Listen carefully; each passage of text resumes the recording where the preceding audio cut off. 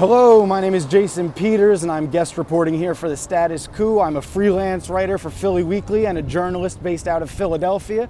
Today, I will be covering a sanitation protests put together by the Philly chapter of the DSA, as well as local union leaders who are protesting an $18 million budget cut that they are facing, while another $19 million goes into the police force in an increase. So here we go. And not only to keep them safe, to have more services. I can tell you, I don't just want more funding.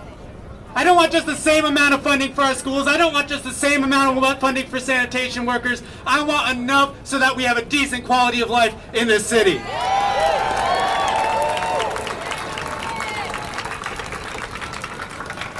A month ago, when COVID-19 started, I had a thought with some other public sector workers that it's about time that we get together to demand just that, a decent quality of life in this city.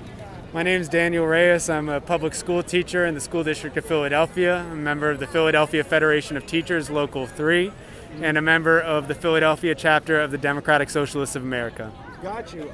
So what was this protest? Why were you guys out here today? So when the COVID-19 pandemic started, and not only were people getting sick, but we started hearing about budget cuts for public services. I, as a teacher, already working in inexcusable conditions inside my school building, just thought, along with my comrades in the Philadelphia DSA Labor Commission, we need to start connecting public sector workers.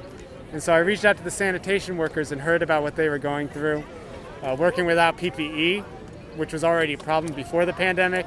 But on top of that, failed promises of hazard pay year after year, not enough COVID-19 testing, and on top of that, the threat of cuts to their department while the police are just getting more and more funding. So we worked together to figure out how to get a petition started to circulate among their local for PPE, hazard pay, testing, and how to rally against cuts to public services. So I'm standing here in solidarity with them. I'm willing to do what needs to be done to make sure that they get safety and justice at work and that we have decent, fully funded public services in this city instead of just more police. And I've had the pleasure over the past month to work with an incredible labor leader in our city, someone who believes that the power of a union comes from its members, someone who believes that we should fight for what we need, someone who believes that we should not sit down and wait for those in power to give it to us. I am so proud to introduce to you my union brother, the business agent of AFSCME DC 33 Local 427, Omar Salam. Give it up.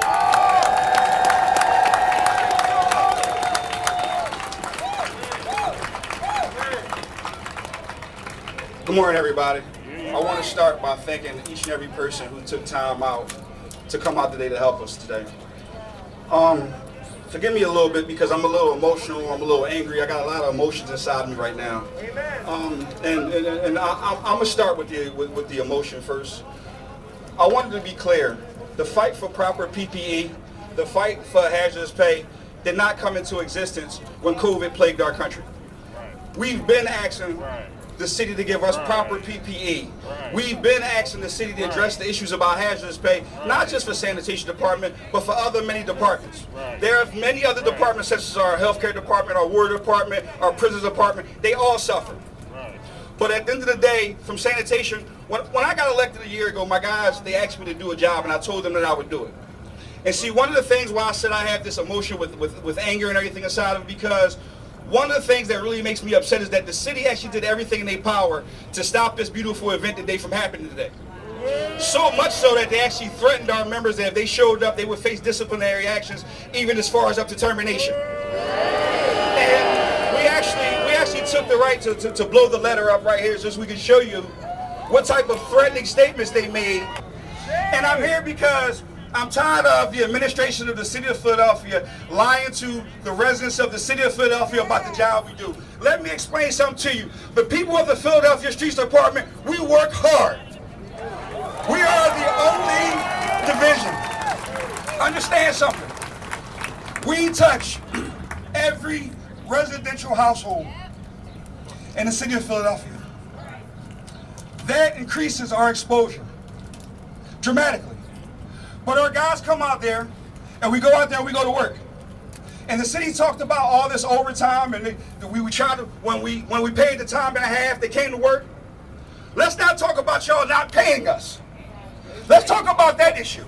Because for over a year, city employees, whether it be members of DC 33, cops, firefighters, whoever, have all suffered from this one Philly payroll system that does not properly pay our employees.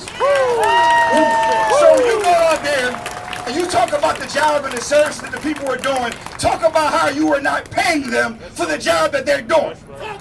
Let's talk about that.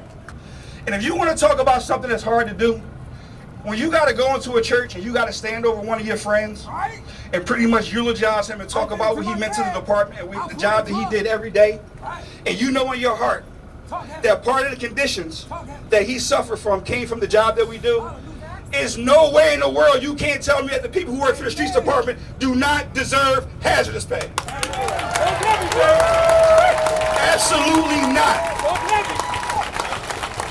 So I hope this microphone is loud enough so that Carlson Williams, Brian Abernathy, Jim Kinney, and everybody else can hear me.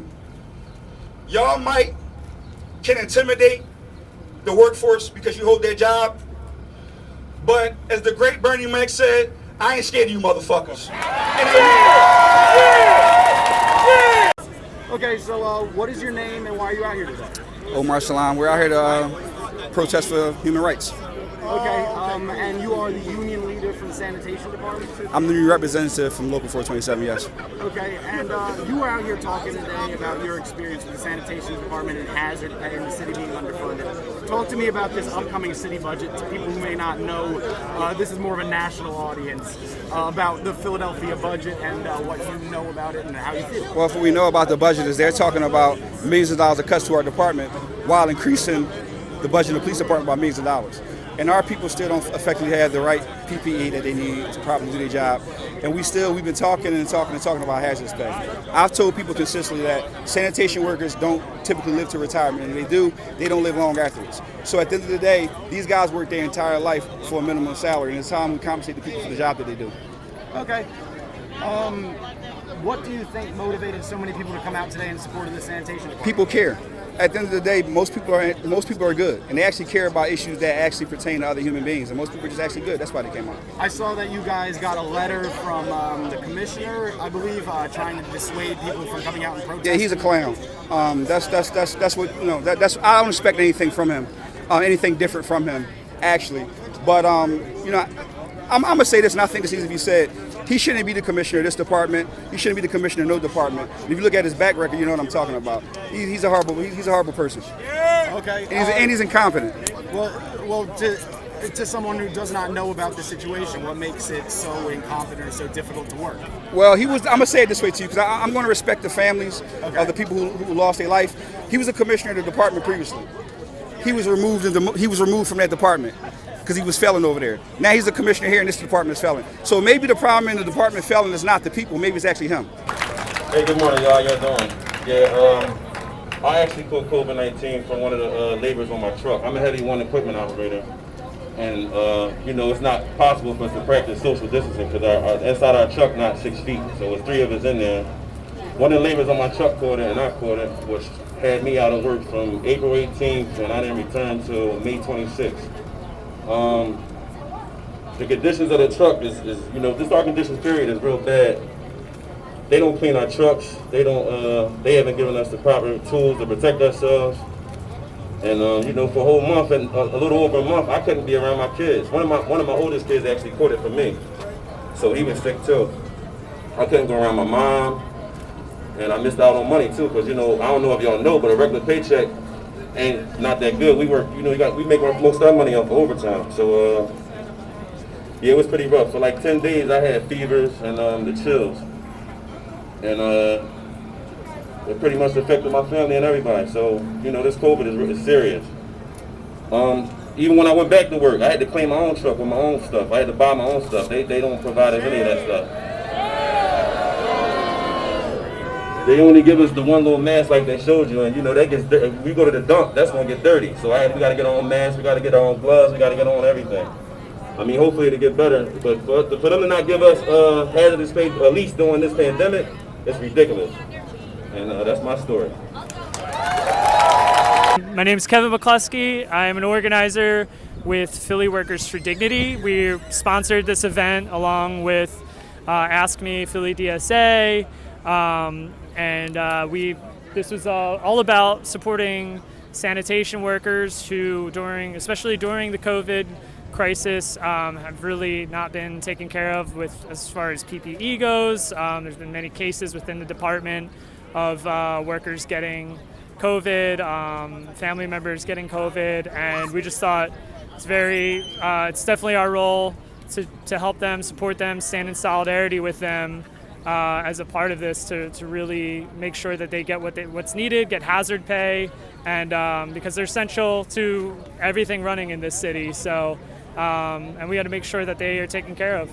Okay, could you talk about the Philly budget to a national audience who may not know what's going on in Philadelphia? Yeah, so there's been major cuts to Philadelphia's budget proposed by Mayor Kenny, and a large part of that is cutting the streets department by, I believe, I'm forgetting the number, but large amount, and funding the PPD. So there's cuts happening to arts, culture, the streets department, social services, a lot of things that people depend on, and there's adding money to the PPD's, the Philadelphia Police Department's budget at a time when folks are really tired of the way policing is done in this city and around the country. Okay, do you have anything else to say? Even if you're not a sanitation worker, like I'm not, get out, support workers that are standing up for themselves, stand in solidarity with other workers. An injury to one is an injury to all, so we got to be there for each other. My name is Doug Tucker. I'm out here because we're rallying against some of the injustices towards the sanitation workers, or the workers of the sanitation department in Philadelphia. Okay, so talk to me about the dangers of being a sanitation worker, especially during the coronavirus epidemic. Outside of the coronavirus, we got to deal with possibly coming across different forms of bacteria and diseases every single day, possibly far worse than this COVID situation that's been going on.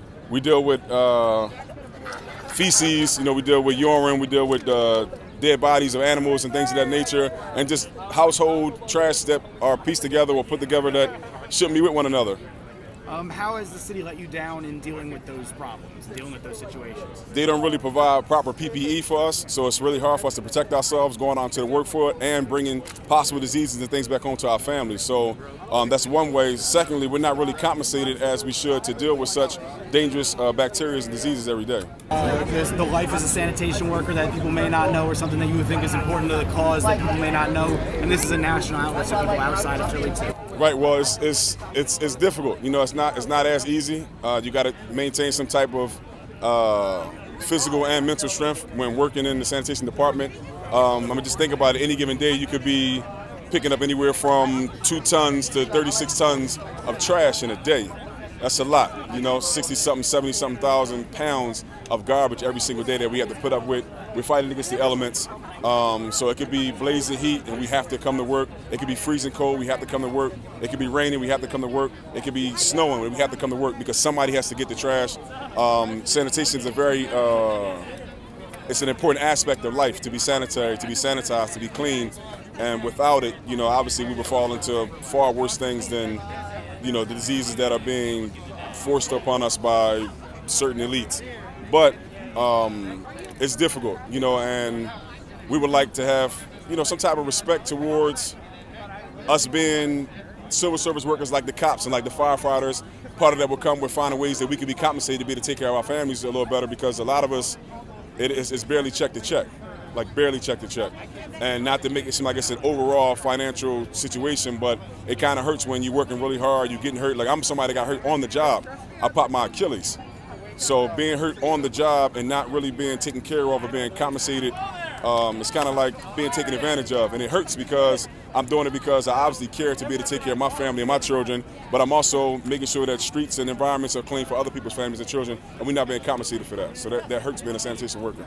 And that's all for me. I'm Jason Peters, guest reporting for the Status Coup here in Philadelphia. You can follow me at jpeters2100. I write for Philly Weekly. I'm a freelance reporter and the host of the 2100 podcast. Thank you very much. Hope you enjoyed that last video. Hop on over to statuscoup.com where you can sign up for our email list and become a member for as low as $5 to $10 a month. Membership is how we grow. That's statuscoup.com/join. And remember, join our email list so we can grow the revolution with you.